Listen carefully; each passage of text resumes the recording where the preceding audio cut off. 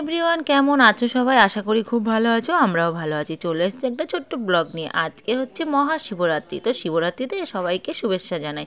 আর এই দেখো, এখানে আমার মেয়ে স্নান সেরে পুজো করতে বসে পড়েছে। আমি ভেবেছিলাম আমি পুজো করব, তার জন্য কিন্তু সকাল সকাল ঘুম থেকে উঠে কাজটা সেরে নিয়েছিলাম।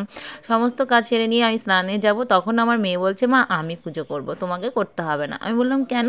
তো বললো যে আমি করি, কোনোদিন তো করিনি। আমি বললাম ঠিক আছে কর। আমি অনেক করেছি, ছোটোবেলাকার কথা মনে পড়ে গেল। যেহেতু আমরা ফল তারপরে ফুল গুছিয়ে নিয়ে আমরা কিন্তু মন্দিরে মন্দিরে শাড়ি পরে জল ঢালতে যেতাম। ওটা একটা আলাদা আনন্দ বলতে পারো, খুব মজা হতো। সবাই মিলে একসাথে যখন যেতাম খুবই মজা হতো। তো আজকে আর গেলাম না, তো আমার মেয়েকে নিয়ে, আমার মেয়ে ঘরেতেই ঠাকুর আছে যেহেতু, ঘরেতেই পুজোটা করে ফেললো। আর এখানে বেল রাখা ছিল, বেল দেবে যেহেতু মহাদেবকে। তো তারপরে দেখো আমি কিন্তু এই ঘরে চলে এসেছি বিছানা কাঁথা গোছানোর জন্য। শুধু এইটুকু কাজই বাকি ছিল, তারপরে ছিল হচ্ছে কাজ রান্না করা। তো আমি ভাবলাম তাহলে আমি রান্নাটা সেরেই নিই, ও যেহেতু পুজোটা করছে আমি রান্নাটা সেরে নিই। তো স্কিপ কেউ করো না, পুরো ভিডিওটা দেখো, ভালো লাগবে। তো তারপরে দেখো আমি এখানে কিন্তু ঘরটার মধ্যে সব দেখালাম, বিছানা কাঁথা তুলে দেখো আমাদের ছোট্ট একটা সংসারে মানে ঘরটার মধ্যে কী কী আছে, বেশি কিছু জিনিসপত্র নেই। তো যাই হোক, দেখো তোমাদেরকে সেটুকুই ঘুরিয়ে ঘুরিয়ে দেখিয়ে দিলাম। তারপরে আমি এবার সোজা চলে যাব রান্নাঘরে। তার আগে জিমি সোনা কিন্তু শুয়েছিল বারান্দাতে, আর জিমি আমার দিকে একভাবে তাকিয়েছিল, কিছু বলতে চাইছিল কিন্তু বুঝতে পারছিলাম না যে কি বলবে না বলবে।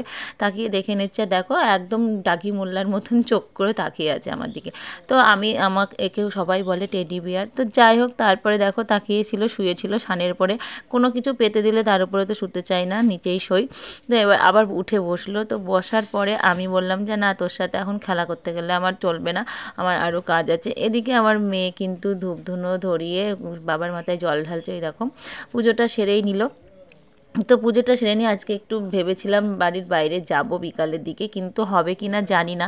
তো যাই হোক, ওর পুজোটা হয়ে গেল। এদিকে ঘন্টা বাজিয়ে এদিকে আরতি করে, তার সাথে আমার গোপুসোনাও আছে, গোপুসোনাকেও একবারে পুজোটা দিয়ে দিল।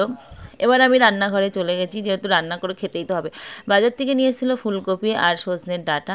তো বলেছিল আজকে মানে শুক্তো করতে, আর ফুলকপি আর রুই মাছ দিয়ে ঝোল করতে। আমি কিন্তু সেই দুটো রান্নাই করে নিলাম। এ দেখো, ডাঁটার মধ্যে কিন্তু 10 টাকা পেয়েছি। তো 10 টাকাটা হচ্ছে, আরে বাবা না না, 10 টাকাটা আমি ওখানে রেখেছিলাম। তারপরে এখন রান্না করতেই হবে, রান্না না করলে তো কিছু করার নেই, খাওয়া হবে না, তো মুখে হাত উঠবে না। তো বুঝতেই পারছো। তো এখন আমার রান্নার জন্য আমি এখন সব কেটে কুটে গুছিয়ে গাছিয়ে নেব, নিয়ে তারপরে রান্নাটা সেরে নেবো।